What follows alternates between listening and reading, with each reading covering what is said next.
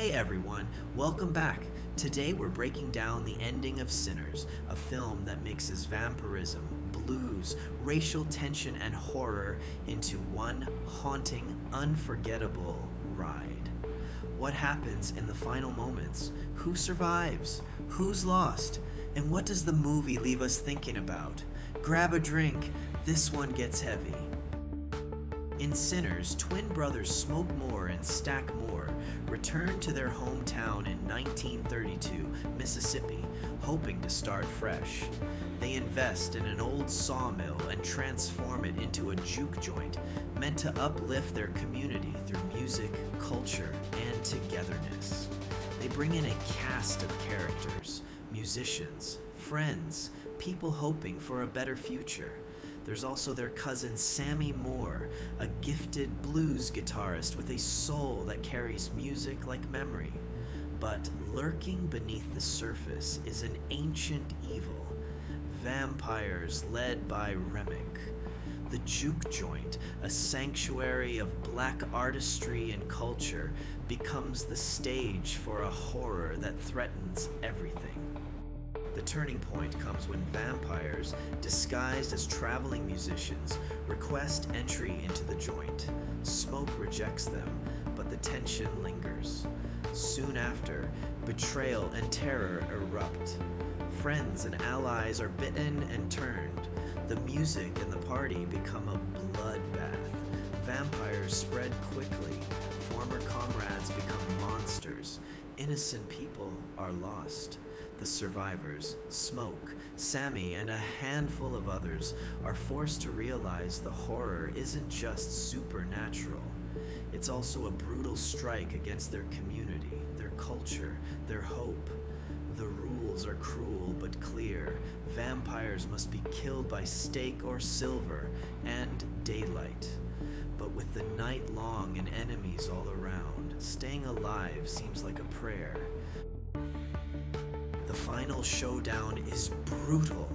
Smoke fights his own twin, Stack, now turned vampire. Sammy confronts Remick, using his guitar with its silver components to wound the vampire leader. Smoke drives a wooden stake into Remick's heart.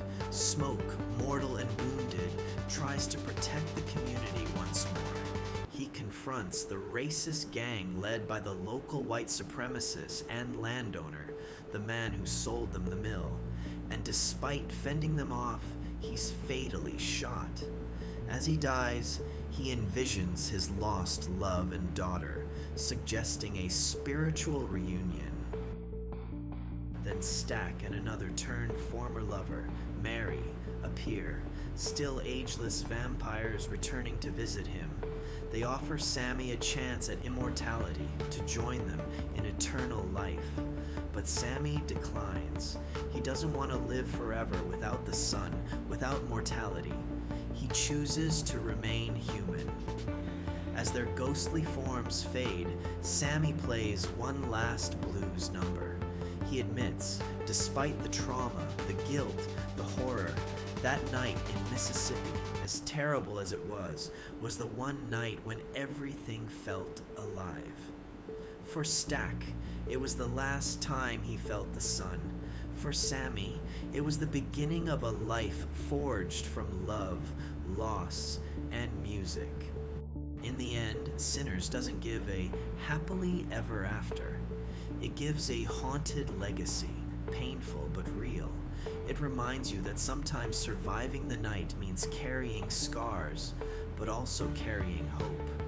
Sinners ends not with clean resolution, but with memory, loss, and the enduring power of music.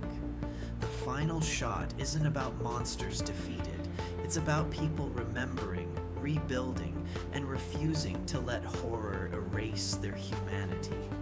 Were you satisfied with the ending? Did you think Sammy made the right choice? Or did you wish for a different fate for Smoke, Stack, or even the juke joint itself? Drop your thoughts below. If you like this breakdown, hit like, subscribe, and turn on the bell for more Ending Explained videos. Thanks for watching, and I'll see you in the next one.